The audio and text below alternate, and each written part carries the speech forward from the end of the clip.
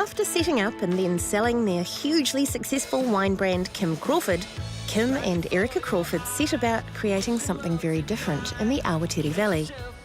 It's an organic vineyard and a working farm called LoveBlock.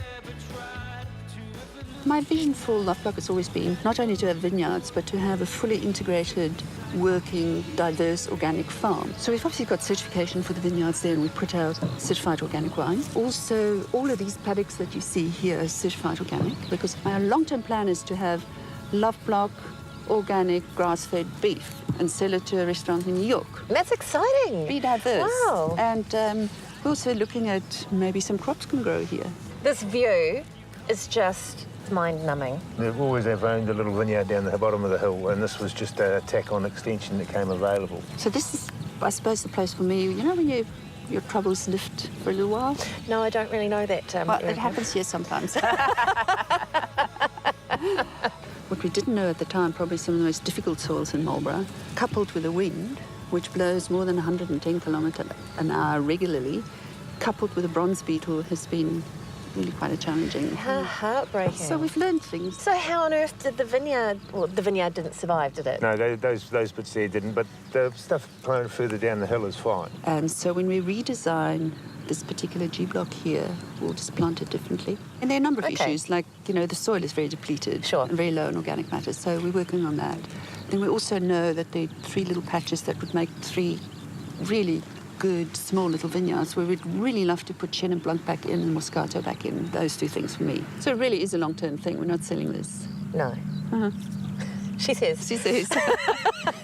Has this been the steepest learning curve ever? Well, I think we're getting more back into... So we used to sit in the office and do things on the computer because that's what we had to do, but we're more back into the land now, I suppose. So actually doing... As a couple together, yeah. It's all in the name. Mm. It's like small scale, massive love.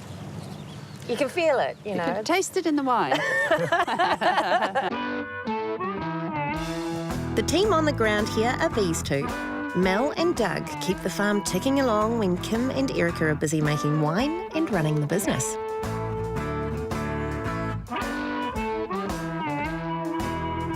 But the spot where you can most often find Doug, a qualified viticulturist and organic farming expert, is on top of the hill, making compost. Doug, this is quite possibly the biggest compost heap I have ever seen. It smells amazing. Standing right here at the moment. It smells the most beautiful, earthy, grapey, gorgeous organic smell. When you get to about, when that compost being going for about 2 weeks, that's when it's, you know, it's really fruit cakey because of the grapes. It is, it's really fruit cakey. It's getting there, eh? Yeah. What do you think it actually brings to the vineyard sites? They're sort of more resilient, like they can cope with the fluctuation in temperature, like we get pretty bad winds and stuff through here, and the vines that have had the compost do seem to cope with it a lot better. And the prunings too, you know, traditionally that's mulched into the ground, but a lot of diseases on grapes will overwinter on grapevine material. So if you composted it, you'll kill those, you know, when you get it up to 70 degrees, it's going to kill all those pathogens off. You're a complete compost expert, really, aren't you? You sound like one. I've had my hands in it for a while.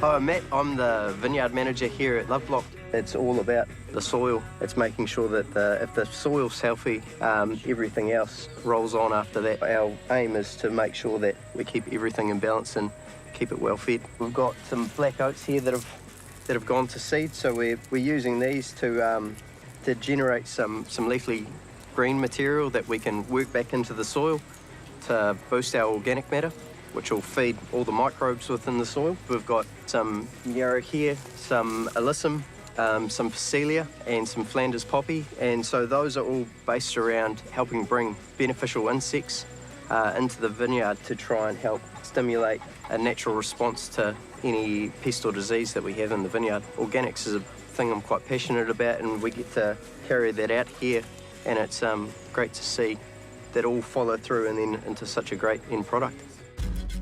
The hub of the LoveBlock wheel is nestled out of the wind and down in the valley. It's a converted shearer's quarters that now acts as a shed, a workshop, an office and a smoker room. If I lived on a vineyard, it would be terrible. I'd just be hoovering. Cheers. Cheers to Smoko. Day here. Yeah. Kim and Erica Crawford spent decades building up one of the world's most famous brands. Then they did a complete 180 and embarked on an ambitious project that was small on scale and big on love. At the Awatiri River Winery across the road, Kim is now making wine with organic grapes. And occasionally he gets a bit of a helping hand from his son Rory as well. Far out, she's foamy. She's in the middle of fermentation. Okay, all right.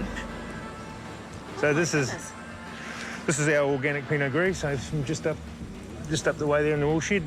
Fairly explicit instructions from my wife on the style she wants. So, So what are those explicit it's got to be instructions? delicate. Yep. Yeah, so she really despises those cloying Pinot Gris, so it's going to be dry as well. So it's a little bit of a challenge making dry Pinot Gris, because to get the flavour ripeness, you've got to push the sugars, and then you going dry is actually quite difficult. But I can imagine it, but you can even the aromas that you get in the tank in the middle of ferment. There's that mineral kind of flinty character already coming through. Yeah, I think the vineyard seems to have great minerality for some reason. I don't really know why, but the acids are always very high. And I think with organics, because the vine struggles so much with the weeds and things like that, it's a different fruit source, fruit component for us. So it's much more, I suppose, a natural ripening of the berry rather than the forced one. And a forced ripening. Forced ripening, which we do with the sustainable stuff. So tell me about what it's like making organic wine now in your life, because you spent most of your early winemaking career Doing the opposite. doing the complete opposite. Yeah. I mean, I think the biggest difference with organics is we've got very little in our toolbox, so we've most probably got one spanner rather than a full tool set.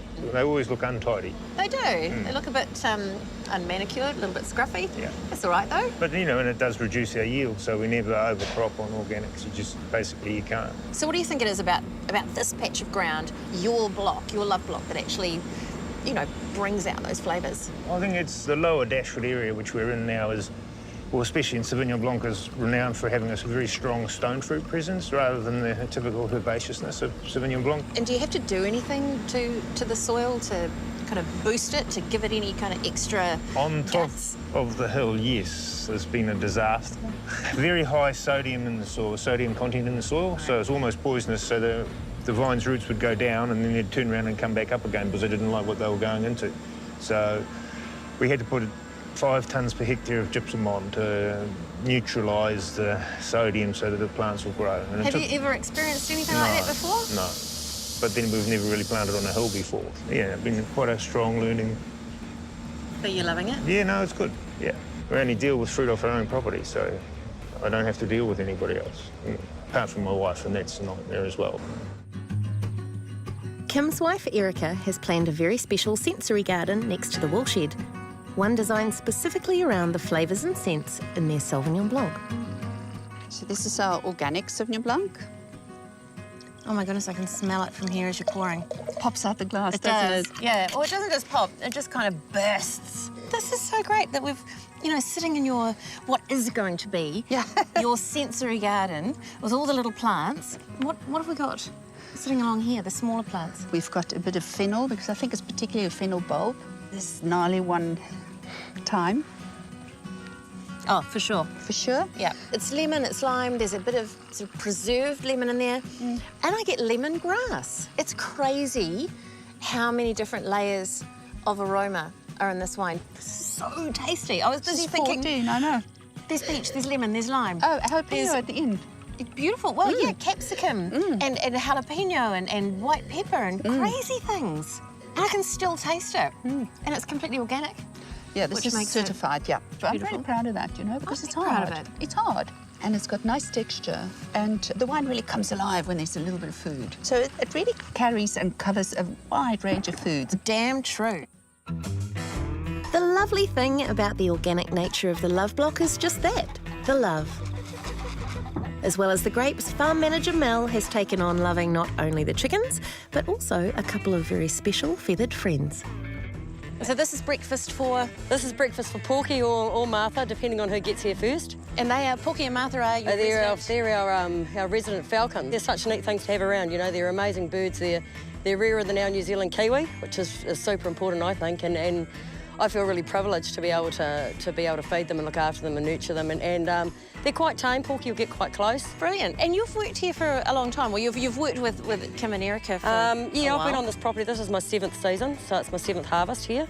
And it's a pretty cool place to work. I love the fact that we're not a monoculture vineyard. We have farm animals as well. I love the fact that we're doing the biodynamics and the organics. To me, Is that something that's that you've really got a lot of important. I'm quite experience passionate about that. The conditions are harsh, but it's working. You know, the biodynamics, especially the organics block down here, is really, really working.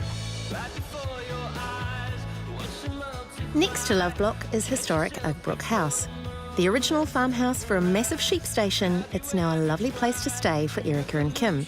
And the old servants' quarters are now a little kitchen where Erica's preparing a traditional South African dish called babuti, which is a perfect lunch to keep the crew going at harvest time and perfect with LoveBlock Pinot Noir. Kim's not far away. We've left a space for him, Erica. What's he up to? He's just dropping a few bins of hand-picked ultra premium Sauvignon, so he's really fussy about those grapes. I'm really pleased with the way this wine's developing. This is the second vintage from the little vineyard in Central Otago, and of course we didn't know where it was going to go, but really, really pleased with the way, you know, we see a definite handprint of mushroom in there and lovely black fruit. Spices too. Really nice spices and red fruits. I'm trying to think of what this wine reminds me of. It's very forest floor. And, you know, the bush when it's been raining. Raindrops down a velvet cloak. I wasn't expecting that. Raindrops running down a velvet cloak. You're a poet. He's such a poet. What's it like working for your parents? Honestly. It's like working for anyone else, but you get paid less. Oh, is it quite fun knowing that, you know, you can pour a glass of LoveBlock wine and go, oh, I did part of that. That's me in that bottle. Yeah. That's the best part about it. Cheers to that. Cheers. All right. Cheers. Hooray.